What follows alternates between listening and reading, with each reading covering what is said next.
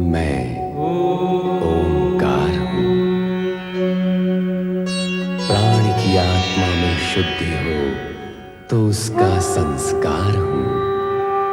मन बुद्धि सात्विक हो तो शिव मस्तक पर शोभायमान चंद्र जैसा अलंकार हूं। मैं ओंकार हूं। विलाप करती वीरणी को नारद सांत्वना देकर शिव के पास जाने की मंत्रणा देते हैं। शिव वीरणी का विलाप सुन द्रवित हो उठते हैं। त्रिदेव यज्ञशाला में पहुंचते हैं और दक्ष को अजामुख का रूप देकर जीवित करते हैं तथा यज्ञ पूर्ण करने का आदेश देते हैं। सब मिलकर यज्ञ में आहुतियां देते हैं। तत्पश्चात शिव मृत सती की देह हाथ में उठाकर आकाश में भ्रमण करते हुए विलाप करते हैं।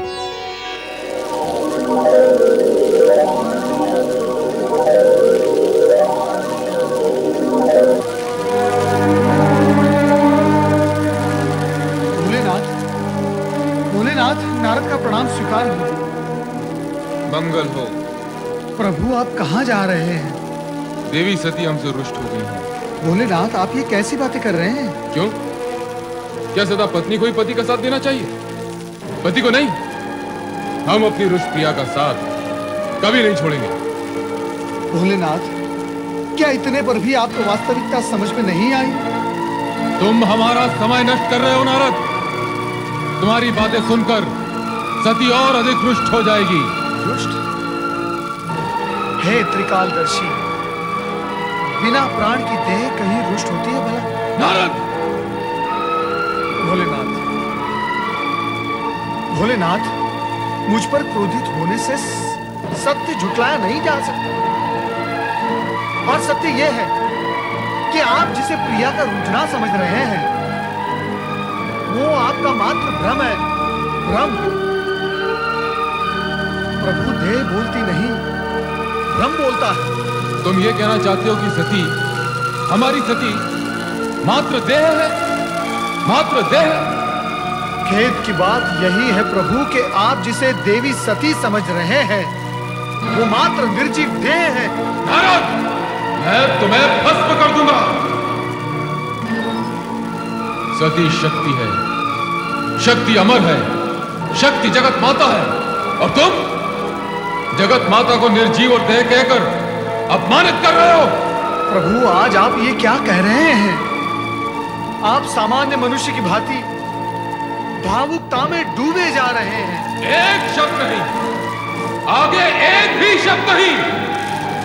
यदि अब तूने कुछ भी अनर्गल कहा तो तू मेरे क्रोध से बच नहीं पाएगा। दूर हो जा, दूर हो जा मेरी दृष्टि से, दूर हो जा।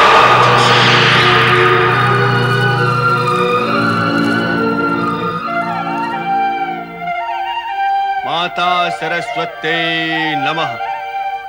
ब्रह्मदेवाय नमः। ब्रह्मदेवाय नमो नमः।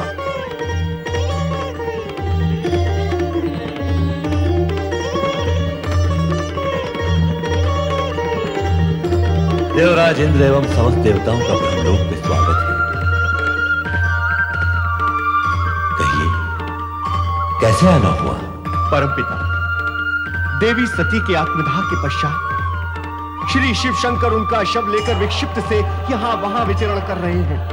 उनका क्रोधमय रूप देखकर ऐसा लगता है कि कहीं उनका ये भाव इस सृष्टि का संहारक न बन जाए।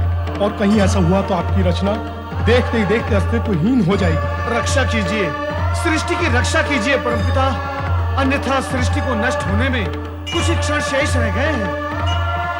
ये तुम क्या कह रहे हो नारद?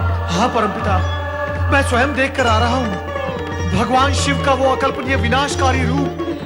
विनाशकारी रूप? विनाशकारी रूप? शिव अर्थात मंगल, कल्याणकारी रूप विनाशकारी? मेरा तात्पर्य है ये जो उनकी विक्षिप्त अवस्था है वो ही विनाश लीला का कारण बनेगी।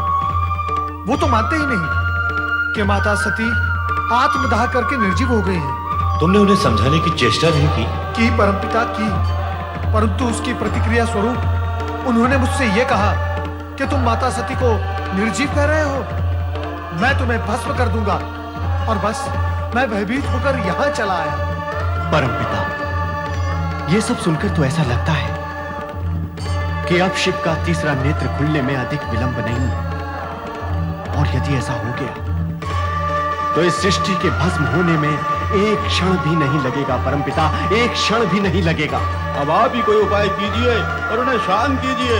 शांत कीजिए प्रभु, शांत कीजिए, शांत कीजिए प्रभु, शांत कीजिए। शांत देवगणों, शांत। इसका उपाय हमें श्री हरि विष्णु ही बताएंगे। चलिए वैकुंठ धाम। ये नहीं हो सकता महाप्रभु कि आप भगवान शिव शंकर को इस मुंह से मुक्त न कर सके, किंतु आप तो जो शिव स्वयं जगत के अधिपति और ज्ञान विज्ञान के अधिष्ठाता है, उन्हें कोई क्या समझाएगा। देवी देवता ही क्यों न हो, स्त्री पुरुष रूप पाकर और पाणी ग्रहण करने के बाद पति पत्नी बन जाने के उपरांत बिछोह इतनी सरलता से स्वीकार भी नहीं किया जा सकता। शिव को वास्तव में यह लग रहा होगा जैसे वो अपने अर्धांग से विलग हो गए हैं। ये दुख असहनीय है कमले। जगदीश्वर श्री हरि विष्णु की जय। महादेवी माता लक्ष्मी की जय। मंगल भव। ब्रह्मदेव, आप सभी देवता चिंतित दिखाई दे रहे हैं। आपको तो भली भांति ज्ञात है कि चिंता का विषय क्या है। हाँ, तो क्या सोचा आपने? सोचा तो कुछ भी नहीं, किंतु चिंतित हूं। ब्रह्मा, विष्णु और महेश तीनों एक दूसरे के पूरक हैं, तीनों एक दूसरे से जुड़े हुए हैं। तो सती मोह भंग कराने हेतु क्यों न हम शिव की आराधना करें। किंतु इससे क्या होगा प्रभु? शिव की विरह जनित उन्माद अग्नि को क्या आराधना का जल शांत कर पाएगा? आप ही कोई उपाय बताइए ब्रह्मा जी।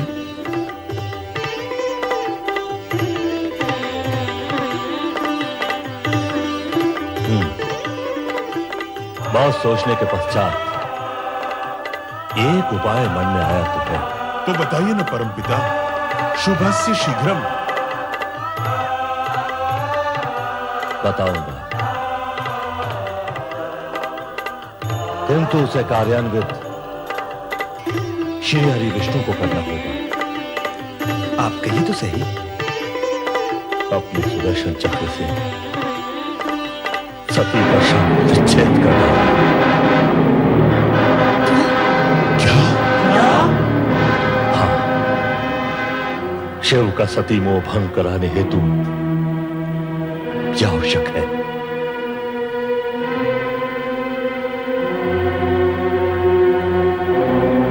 ब्रह्मदेव, मैं आपकी आज्ञा का पालन करने को तत्पर हूं, परंतु कुछ समय के पश्चात।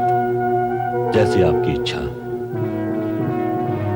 किंतु ध्यान रहे कि समय की अवधि इतनी अधिक न हो जाए कि अनर्थ का रूप ले ले।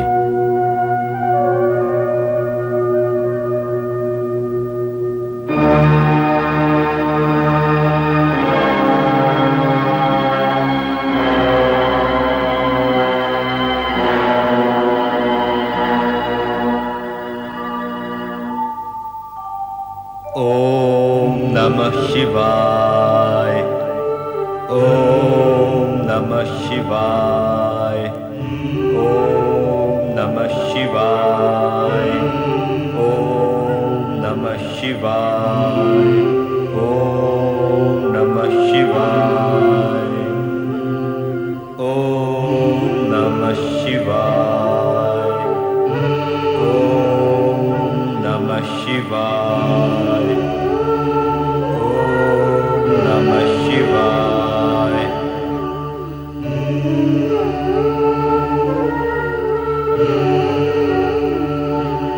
हे सर्वशक्तिमान महेश्वर सदाशिव जी, संपूर्ण संसार आपकी लीला से स्तब्ध और चकित है। देवता आदि और आपकी कामना के वाहक स्वयं ब्रह्मा जी और मैं किंग कर्तव्य विमूढ़ हैं। किसी की भी समझ में नहीं आ रहा है कि क्या किया जाए। और ब्रह्मा जी ने जो मुझे उपाय बताया है उसका ध्यान करते ही मन कांप उठता है। मैं जानता हूं कि मुझे जो करने के लिए कहा गया है वो सब आपको ज्ञात है। अब आप स्वयं ही मेरा मार्गदर्शन करें प्रभु, और मुझे बताएं कि मुझे क्या करना है। ओम नमः शिवाय, ओम नमः शिवाय, ओम नमः शिवाय, ओम नमः शिवाय।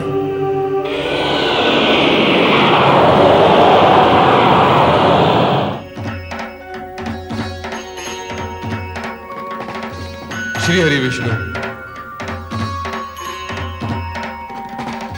सभी शिव लीलाओं का कोई न कोई उद्देश्य है। जिस प्रकार मेरे स्वरूप में अनेक रूप छिपे हुए हैं, वैसे ही मेरी हर क्रिया के पीछे भी एक उद्देश्य छिपा हुआ है। ब्रह्मा विष्णु दोनों में ही शिव का आज प्रकाशित है। अतः विश्व कल्याण के लिए तुम जो कुछ भी करोगे वो मुझे स्वीकार होगा। यूं भी लोकपालक होने की दृष्टि से तुम्हें वही करना है जिसमें लोकहित निहित है।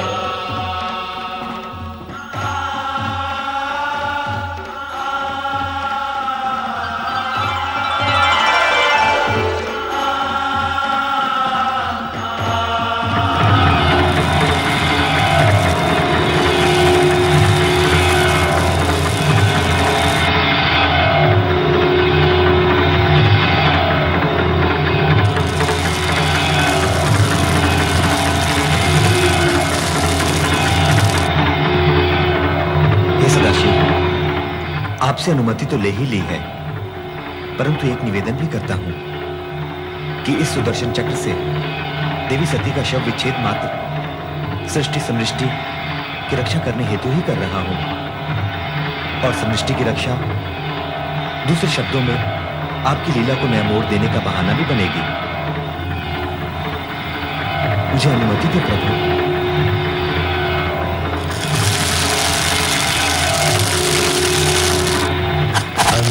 श्री हरि विष्णु ने सुदर्शन चक्र चलाया, जिसने शिव तत्पश्चात सती के चरण स्पर्श किए।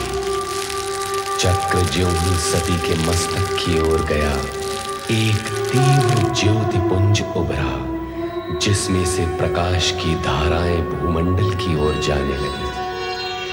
ये ही ज्योतिपुंज कालांतर में शक्तिपीठ कहलाए, और इस प्रकार आर्यावृत में 51 शक्तिपीठों की स्थापना हुई। माता शक्ति, जो भगवान शिव की पूरक है, ज्योति रूप में इन शक्तिपीठों में विद्यमान है। शिवजी ही सभी देवी देवताओं के आराध्य हैं। उनका ही नाम सदा स्मरण करने वाले ब्रह्मा आज ब्रह्मलोक में ओम नमः शिवाय पंचाक्षरी मंत्र के साथ साथ माता शक्ति का जप भी बार बार कर रहे हैं।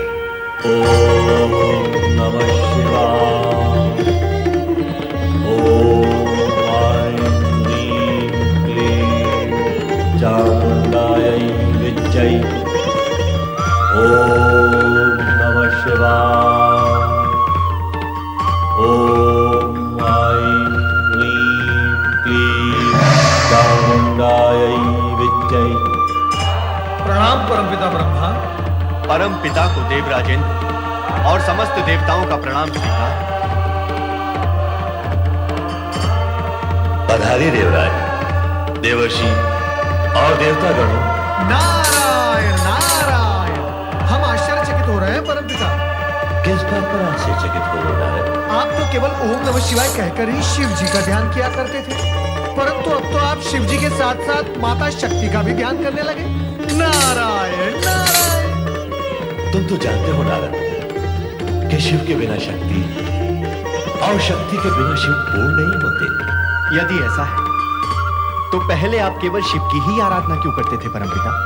उस समय माता शक्ति ने सती का अवतार ले लिया था, शिव संगिनी बन गई थी। शिव के लिए की गई आराधना अपने आप माता शक्ति के चरणों में पहुंच जाती थी। और अब सती विलीन होकर पुनः माता शक्ति में लीन हो गई। माता शक्ति अदृश्य रूप में भी सर्वत्र विद्यमान है। किंतु परमपिता, एक रहस्य हमारी समझ में नहीं आया। कैसा रहस्य? भगवान श्री हरि विष्णु के चक्र से माता सती की देह के 51 खंड हुए जो आर्यवर्त पर गिरे। उन स्थानों पर 51 शक्तिपीठों की स्थापना हुई। इसका रहस्य क्या है? यह रहस्य तो सीधा और सरल है नारद। सती के शरीर के खंड खंड होते ही माता शक्ति की ज्योति प्रकाशित हो उठी। इन शक्तिपीठों में ज्योति रूप में साक्षात माता शक्ति विराज रही है। जो भक्त इन स्थानों पर तंत्र मंत्र की सिद्धि प्राप्त करने के लिए शक्ति आराधना करेगा, उसे मां शक्ति अचल सिद्धि प्रदान करेगी। परमपिता, माता शक्ति निर्गुण निराकार है या उनका कोई रूप भी है? शक्ति शक्ति है देवराज। वह अपने भक्तों को सिंह वाली शक्ति के रूप में दर्शन देती है। मां शक्ति सदा सिंह पर ही सवारी करती है। हाँ, सिंह वनराज है। सभी पशुओं में सबसे अधिक शक्तिशाली होता है सिंह। मां शक्ति सिंह जैसे पशु के बल पर विजय प्राप्त करके उसे अपने अधीन रखती है। इसीलिए मां शक्ति का हर भक्त भी सिंह के समान शक्तिशाली और निर्भय होता है। धन्य हो मां शक्ति, धन्य हो। मां शक्ति के अनुपम रूप का वर्णन सुनकर मन में उनके दर्शनों की जिज्ञासा जाग उठी। देवराज इंद्र, आइए हम सब मिलकर मां शक्ति का ध्यान करें। अवश्य देवेश। या देवी सर्वभूतेषु, या देवी सर्वभूतेषु मातृरूपेण संस्थिता, मातृरूपेण संस्कृता। नमस्तस्यै नमस्तस्यै नमस्तस्यै नमस्तस्यै नमस्तस्यै नमो नमः। नमस्तस्यै नमो नमः। या देवी सर्वभूतेषु, या देवी सर्वभूतेषु शक्तिरूपेण संस्थिता, शक्तिरूपेण संस्थिता। नमस्तस्यै नमस्तस्यै नमस्तस्यै नमस्तस्यै नमस्तस्यै नमो नमः। नमस्तस्यै नमो नमः। या देवी सर्वभूतेषु, या देवी सर्वभूतेषु मातृरूपेण संस्थिता, मातृरूपेण संस्थिता। नमस्तस्यै नमस्तस्यै नमस्तस्यै नमस्तस्यै नमस्तस्यै नमो नमः। नमस्तस्यै नमो नमः। या देवी सर्वभूतेषु, या देवी सर्वभूतेषु शक्तिरूपेण संस्थिता, शक्तिरूपेण संस्थिता। नमस्तस्यै नमस्तस्यै नमस्तस्यै नमस्तस्यै नमस्तस्यै नमो नमः। नमस्तस्यै नमो नमः।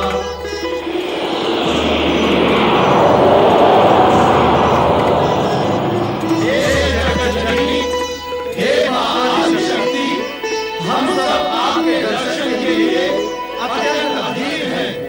हमें दर्शन दो मां, मां हमें दर्शन दो।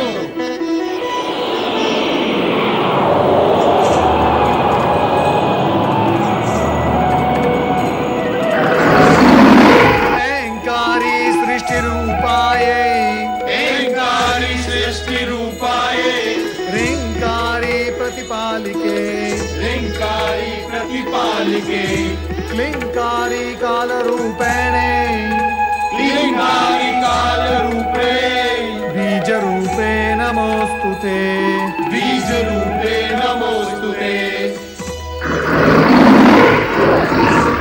हे माता शक्ति, आप भगवान शिवशंकर की अभिन्न संगिनी हैं। आप पुनः सगुण अवतार लेकर कब दर्शन देंगे? शिव और शक्ति अभिन्न हैं। मैं शिव के अंदर ही समाई हुई हूँ और भक्तों की पुकार पर समय समय पर प्रकट होती रहती हूँ। किंतु हे शक्ति माता, हम सब ये जानने के लिए उत्सुक हैं कि आप पुनः कब अवतार लेंगे। उसके लिए तुम्हें लंबी प्रतीक्षा करनी होगी देवराज। जब घटनाएं नए मोड़ लेंगी और शिव को मेरी आवश्यकता प्रतीत होगी, तब मैं नारी रूप में अवश्य जन्म लूंगी।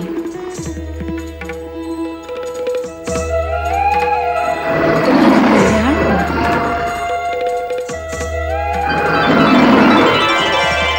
लोक कल्याण के निमित्त मां शक्ति ने देवर्षि नारद सहित समस्त देवगण को आशीर्वाद दिया, किंतु सभी के मन में यही जिज्ञासा थी कि भविष्य में आने वाली घटनाएं कौन सा रूप लेंगी और उनका कैसा शुभाशुभ परिणाम